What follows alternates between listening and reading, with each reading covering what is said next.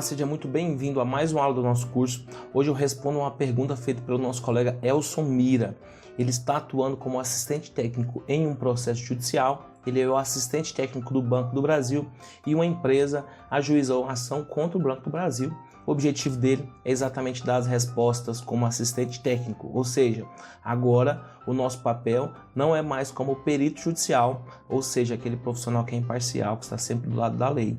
O objetivo agora é verificar qual que é a melhor solução técnica para o nosso cliente. Então vamos responder às perguntas feitas pelo nosso colega Elson Mira.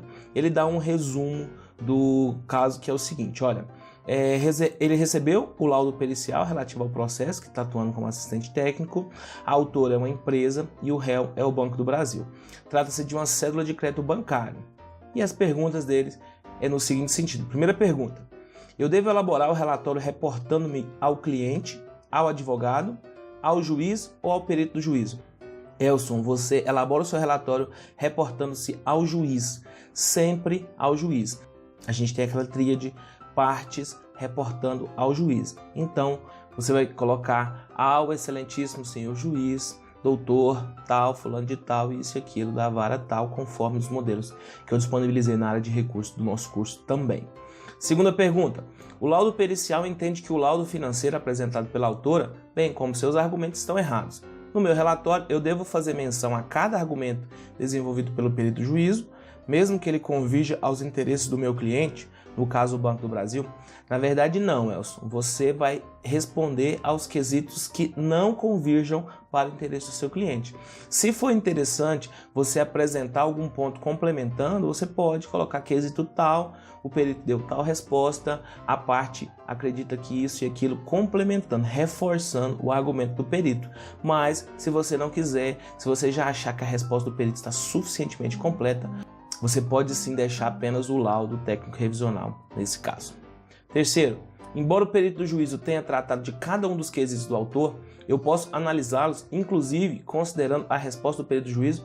Pode sim, claro. Você como assistente técnico, certamente você acompanhou o trabalho do perito do juízo, e aí vai um ponto importante, se o perito do juízo não fez aquela convocação, abrindo espaço para você participar da produção da prova técnica, você pode, por meio do advogado, impugnar o laudo. Você pode mostrar que não houve o contraditório técnico. Então, o seu papel como assistente técnico é exatamente acompanhar o trabalho do perito e, por vezes, acontece do perito não querer te dar acesso ao que ele está fazendo ou ele só apresenta o laudo no juízo. Se aconteceu isso, você pode sim apresentar uma petição por meio do advogado da parte, alegando que o laudo ele é nulo porque não houve o contraditório técnico no laudo.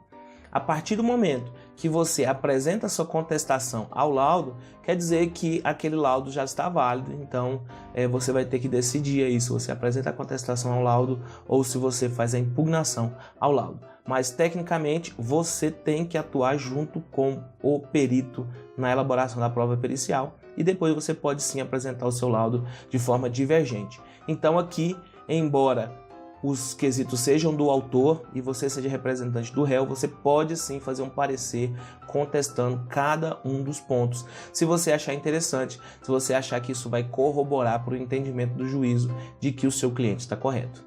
Quarta pergunta, praticamente todos os meus quesitos foram respondidos pelo perito do juízo, convergindo aos interesses do meu cliente. Já os elaborei pensando nisso, muito bom. Na hora de elaborar os quesitos, a gente sempre tem que trabalhar de modo que o perito, na hora de respondê-los, já convirja para os interesses do cliente. Posso arguir a partir das respostas do perito do juízo a ele? Claro que sim. O perito do juízo deu uma resposta. Se você quiser utilizar a resposta do perito do juízo como ancoragem para a sua resposta, você pode sim fazer esse trabalho, isso é o mais normal. Você está dentro do processo para defender tecnicamente o seu cliente. Esse é o seu papel e quanto mais você fazer esse papel bem feito, mais bem remunerado você vai ser. Quinta questão.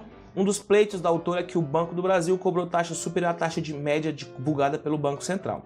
Esse argumento já foi derrubado da Justiça. Elson, na verdade existe legislação que limita a taxa de juros cobrada pelos agentes financeiros à taxa média divulgada pelo Banco Central. Ou seja, na verdade, é o argumento contrário que tem caído. Tem alguns peritos que colocam, alguns autores colocam que não existe limitação na taxa de juros, isso iria contra o livre mercado e tal, mas nós vivemos aqui no Brasil no estado de bem-estar social, e a gente sabe que no estado de bem-estar social existe a propriedade, mas a propriedade tem que cumprir a sua função social, ou seja, se a empresa privada não estiver cumprindo com a sua função social, consequentemente o Estado pode intervir dentro dessa atividade. Então, existe sim a limitação da taxa de juros do Banco Central. Na verdade, se o banco tiver cobrado acima da taxa de juros do Banco Central, aí sim há uma grande chance disso ser derrubado, disso ir por terra, principalmente nos tribunais superiores, entendeu? No tribunal de primeiro grau a gente acaba conseguindo algumas coisas, mas nos tribunais superiores realmente isso acaba sendo pacificado, que não se pode cobrar taxa de juros superior à taxa média de juros do mercado, mas é claro, considerando cada caso, o risco do cliente e tudo mais. Mas para você conseguir comprovar isso, você vai ter que trazer a comprovação de que o risco do cliente era um pouco maior do que aquele do grupo que ele estava pertencendo. Sexta pergunta, considerando que a cédula de crédito bancária foi emitida por uma PJ no valor de 425 mil, para ser pago em 60 parcelas mensais, um eventual cálculo utilizando a taxa média de mercado deve ser considerado qual das séries abaixo. E ele traz 3 séries abaixo, tá? 2772, que é a taxa média de juros das operações de crédito com recursos livres, pessoas jurídicas, capital de giro com prazo até 365 dias. Não, Elcio, se o prazo foi de 60 parcelas, a gente sabe que não é 365 dias, então não pode ser essa taxa.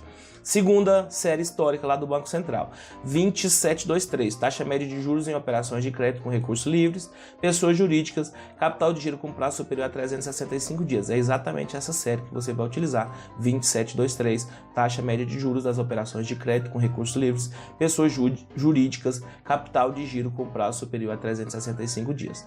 E a outra opção que ele fala, 2725, o número da série, taxa média de juros das operações de crédito com recursos livres, pessoas jurídicas, capital de giro total. Não é capital de giro total, por quê? Porque o cliente pegou um tipo de operação. Essa taxa aí, capital de giro total, o que ela vai fazer? Ela vai fazer uma média de acordo com o volume de liberações, ela vai pegar uma média do que foi liberado com prazo superior a 365 dias e com prazo inferior a 365 dias. A gente sabe que o capital de giro feito com prazo inferior a 365 dias, que é a tal do hot money, ele simplesmente tem uma taxa de juros um pouco mais alta. Então, exatamente, você vai utilizar a taxa de juros acima de 365 dias, o número da série é 2723, do jeito que você apresentou aí. Sétima pergunta. Com relação ao tempo, deve considerar qual taxa de juros de mercado, aquela vigente na data que a cédula foi emitida ou na outra data. É sempre a data que a cédula foi emitida. Inclusive, até a atualização monetária parte a partir da data que a cédula foi emitida. Tudo está acontecendo aí no passado, você tem que trabalhar com essas questões na data que foi emitida a cédula, tá bom? Oitava pergunta. O perito do juiz elaborou 2 cálculos para o saldo devedor. Um deles considerando taxa de juros do contrato com capitalização composta e outro utilizando a série 2723, taxa média de juros das operações com crédito livre, pessoas físicas, pessoas jurídicas, desculpa, capital de giro com prazo superior a 365 dias e com juros simples. Pode-se calcular juros simples? Elcio, ele pode calcular com juros simples se tiver um quesito solicitando que seja juros simples. O seu papel agora como defensor do agente financeiro é mostrar que a cédula de crédito bancária, a legislação para a cédula de crédito bancária permite a adoção da capitalização de juros. E se na cédula tivesse capitalização de juros, realmente ele não vai poder utilizar juros simples. Mas ele se tiver um quesito pedindo para ele calcular em juros simples, ele tem que calcular em juros simples. Se não tiver nenhum quesito pedindo para ele calcular em juros simples, você vai falar que ele ultrapassou os limites do pedido, ele está colocando esse cálculo extra petita e tentando induzir o juiz ao erro, e aí, consequentemente, você vai dar uma sujada na barra desse perito, mas o seu papel é realmente defender o seu cliente. Então, se no contrato, se na cédula que foi emitida, tiver a capitalização de juros, ele tem que calcular com os juros compostos, utilizando a taxa média de juros divulgada pelo Banco Central, tá bom? Mas isso se você tiver feito um quesito também. Se você não tiver feito um quesito nesse sentido, você pode apresentar esse quesito agora, mas lembrando que o seu cliente vai pagar para ele refazer esse cálculo, aquilo que a gente chama de honorários suplementares. Você está apresentando quesitos suplementares, o cliente vai ter que pagar honorários suplementares para o perito. Nono, esse cálculo referido por ele como juros simples, que você falou acima, eu vou verificar se não foi erro de digitação dele, Na verdade, não. Ele pode ter colocado sim com juros simples, é perfeitamente normal, desde que se tenha esse pedido. Se tiver um quesito nesse sentido, ele tem que fazer. O perito do juízo faz o que os quesitos mandou ele fazer, entendeu? Então ele tem que fazer se tiver um quesito lá nesse sentido. No início dos trabalhos, ele me enviou um e-mail com os contatos dele. Posso fazer direto com ele ou tenho que encaminhar a dúvida aos advogados ou ao juiz? Não, na verdade, você deveria ter acompanhado o trabalho dele antes dele apresentar o laudo. Como eu falei no início, se ele enviou a comunicação de início dos trabalhos periciais e você não foi, na verdade você preteriu o contraditório técnico. Aí já não tem como você impugnar o laudo dele por não ter permitido esse contraditório técnico. Então deixa eu tentar esclarecer o seguinte, olha, o perito do juízo, na hora que ele começa o trabalho, ele tem que enviar um documento chamado Comunicado de Início dos Trabalhos Periciais. Ele envia para os assistentes técnicos e os assistentes técnicos têm que ir até ele para acompanhar o trabalho que vai ser feito por ele. Se o assistente técnico vai e ele não deixa o assistente técnico ter contato com o trabalho que ele está fazendo, o assistente técnico vai informar o advogado, vai ser feita uma petição falando que houve um impedimento do contraditório técnico. Consequentemente, esse laudo deixa de ter a função dele, que é ser um meio de prova. É um laudo eivado de vício. Agora, se ele te chamou para participar e você não apareceu lá, aí você também não pode reclamar, porque na verdade foi um erro seu enquanto assistente técnico da parte. Então, no início da perícia, se ele te mandou um e-mail e telefone, você deveria ter entrado em contato com ele e qualquer dúvida que você tivesse antes dele apresentar o laudo, seria diretamente com ele. Agora que ele já apresentou o laudo, você vai ter que fazer a comunicação ao seu advogado, ou, na verdade, você vai fazer as conversas com o seu advogado, ou faz a petição direto ao juízo, de acordo com o modelo que eu disponibilizei na área de recursos do nosso curso também. Item 10. Como está a questão da análise do anatocismo hoje? É um dos pleitos da autora. A análise do anatocismo continua da mesma forma. É proibido capitalizar juros em operações que foram feitas antes do ano 2000 e também naqueles tipos de cédula de crédito que não permitem capitalização de juros. Na cédula de crédito bancário, pela própria legislação da cédula de crédito bancário, é permitido a cobrança de juros sobre juros, né? Então, consequentemente, eles estão fora da lei da usura. Tanto que já foi editada medida provisória, inclusive já virou lei essa coisa. Então, se for uma cédula de crédito bancário, é permitido sim a capitalização de juros se tiver expressamente convencionado, certo? 11. Em se tratando de atualização monetária, o índice recomendado é mesmo o INPC do IBGE? É verdade que tem sido utilizado pelos TJs estaduais, inclusive da Bahia? Sim, na verdade, o índice mais utilizado é o INPC.